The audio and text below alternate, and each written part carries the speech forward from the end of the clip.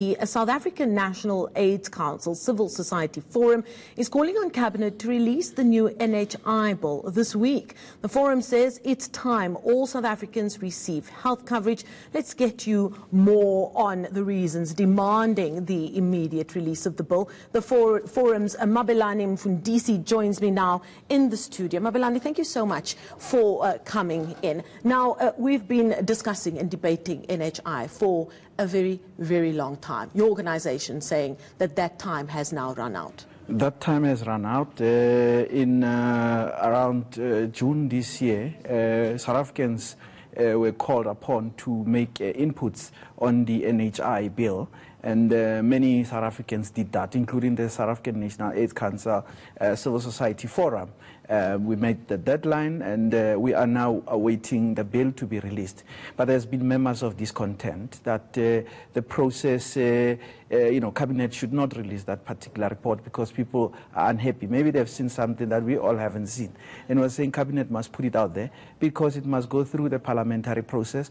But also, we know that the commitment has been made that society is also going to be engaged in terms of our views with regards to the NHI bill.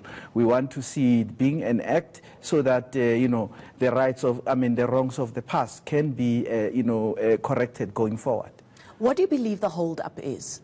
Well, there's been a lot of engagement. We have seen media reports about processes involving the Director General being involved or not being involved. I think for us it's about Parliament, Cabinet having the mandate to ensure that they process bills that go to Parliament, and whatever the issues may have been that we are not privy to.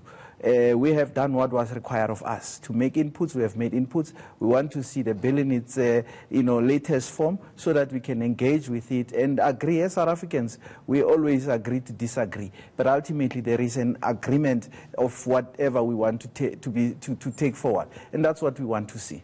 Now, various stakeholders, including yourself, like you've just said, have given your inputs. Obviously, a lot of input also from organizations like medical aid companies who have had an input as well. Do you believe that everybody's input will be viewed with the same amount of importance? We believe that everybody's views will be viewed in the same amount of importance. What is important is that on the 19th and the 20th of October, about 600 of us, medical aids, private sector, civil society, academics, everybody, we converged under the banner of the Presidential Health Summit.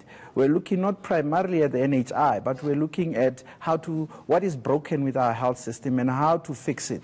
But as we fix it, we all agreed at that particular summit that the NHI is a means to get us to universal health coverage. So we are emboldened by that particular decision made, but we want to see what color is this NHI bill so that it now gets to finality. Since 2011, there's been discussions around establishing the NHI. There has been pilots that have been put in place.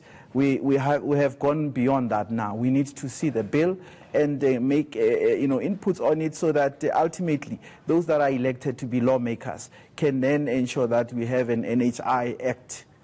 Now, when it comes to bills, the wording of these bills and acts are very, very important. And I find it quite interesting that your organization says the very definition of health needs to change, in that they've said that the state of complete physical, mental and social well-being, and not merely the absence of disease or infirmity, should be the definition of health. Why is that wording and that definition so important to your organization? It is important because it's about ensuring that that which is unjust and anything that's unjust can't be justified. We have a country that has two health systems. We need to have one health system that, irrespective of your state in life, your resources, you need to have access. Section 27 of the Constitution is very clear that we must all access health. So we have taken our cue from what is the Alma Ata Declaration. That declaration was made in 1978.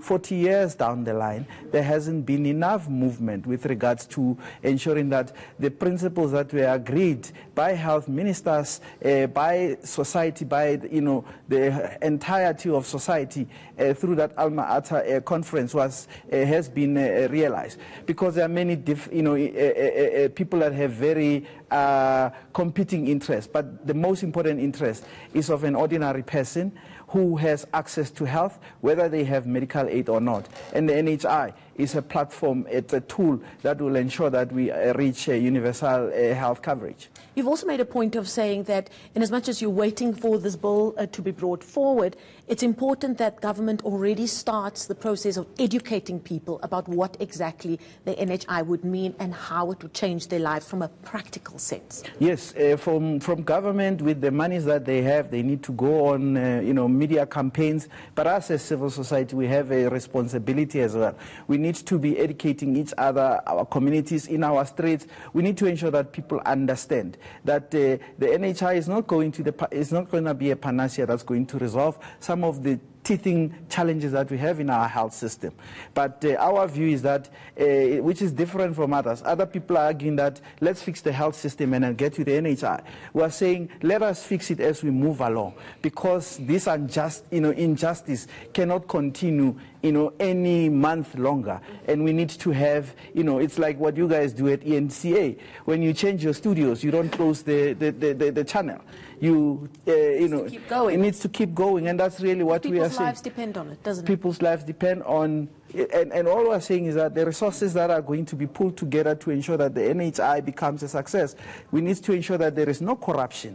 We need to ensure that the system that's going to be put in place will ensure that which we want to see, which is everybody accessing health health, it should not depend on whether you have medical aid or not. We're also saying private sector has a responsibility to play. It needs to be a partner. Of course, they exist to generate income, but if that income is to ensure that we have apartheid in a post-apartheid era, then we are not, living to the ideals that were agreed in 1994, and this is the time to fix that which is broken. Well, we have to leave it there for now. Thank you so much for your time, and we'll be keeping an eye on that story, as you will as well.